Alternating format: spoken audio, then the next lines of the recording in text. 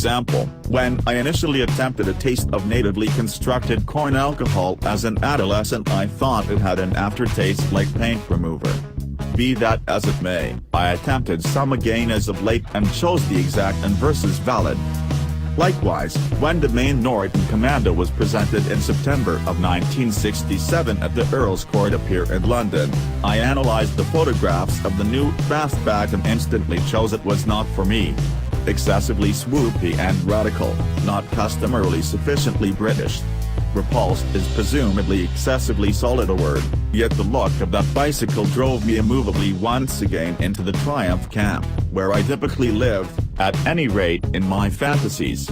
I possessed a used Honda CB160 at the time, which was everything I could manage the cost of as a school sophomore, what with wasting flawlessly great bicycle cash on course readings. Presently, after 50 years, when I see a Commando fastback at a vintage bicycle appear, it leaves me speechless and I observe it to be a significant dazzling thing, and in the event that I were gathering Nortons I'd presumably need to have one. In any case, at the time, that as well brave styling put me off, as it did numerous others.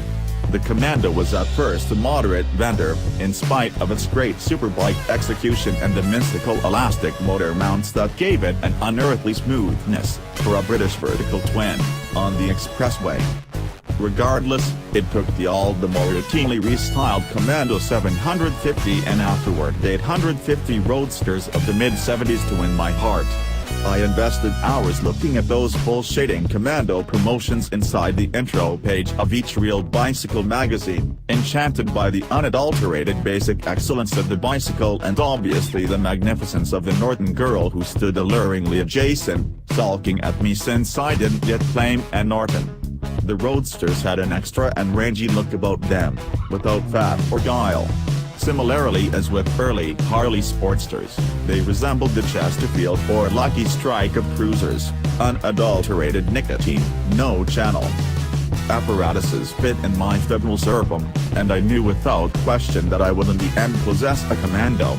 Furthermore, in 1975 I at last got one, spick and span, by offering a dead solid Honda CB350 and utilizing all the cash I had on the planet. It was, by a wide margin, the most costly thing I'd ever obtained.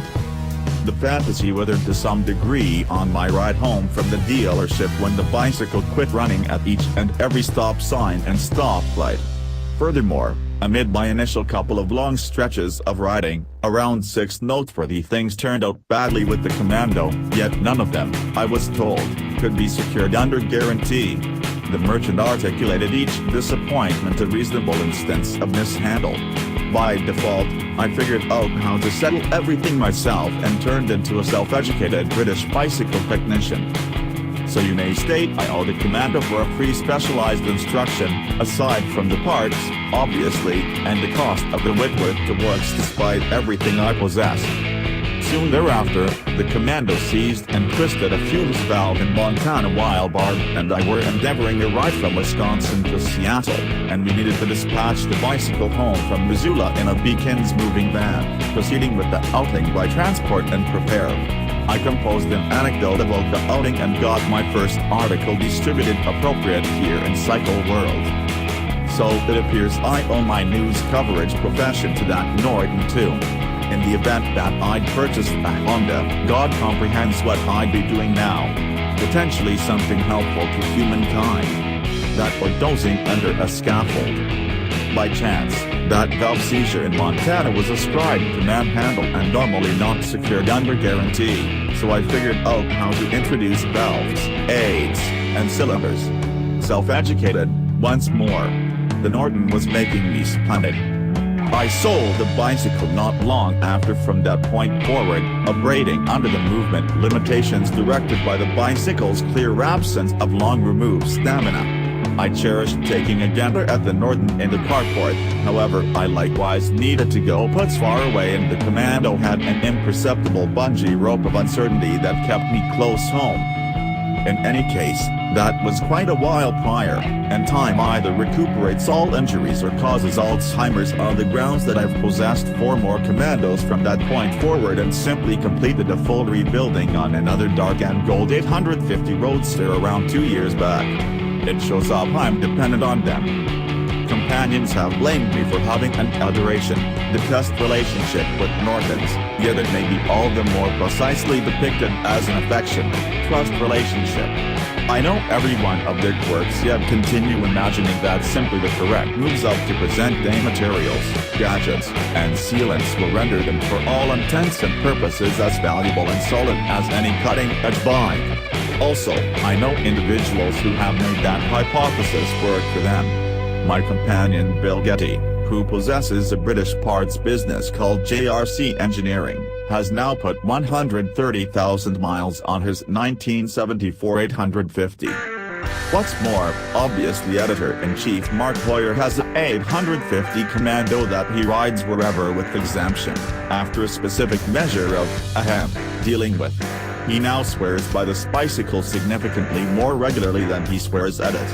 And after that there's my old companion Brian Slark, who was West Coast Benefit Administrator for Norton from 1969 to 1975, and he confirms that there is presently a fix for everything.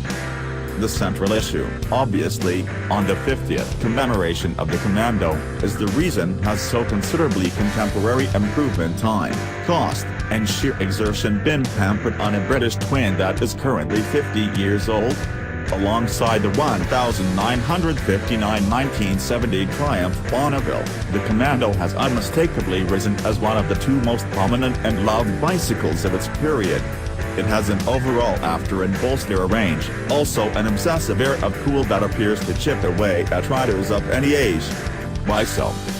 I put this inquiry to Brian Slark at the beginning of today, and he stated, for a certain something, it's extremely the main exemplary British bicycle you can ride at current speeds and not have it shake separated. Likewise, it's prominently tunable, with many overhauls accessible, and extraordinary parts accessibility too. He likewise brought up that the parallel twin is a smaller, sensible, and for the most part appealing motor outline for bikes, and that about each real producer is currently constructing one for those extremely reasons. Intriguing, he stated, that after such a long time we've ended up at ground zero, back to the parallel twin.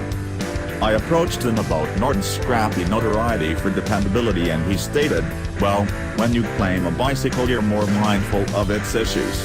We have a tendency to overlook that a considerable measure of Japanese bicycles at the time likewise had difficult issues, transmissions that stuffed up, wrench disappointments, cylinder seizures, etc.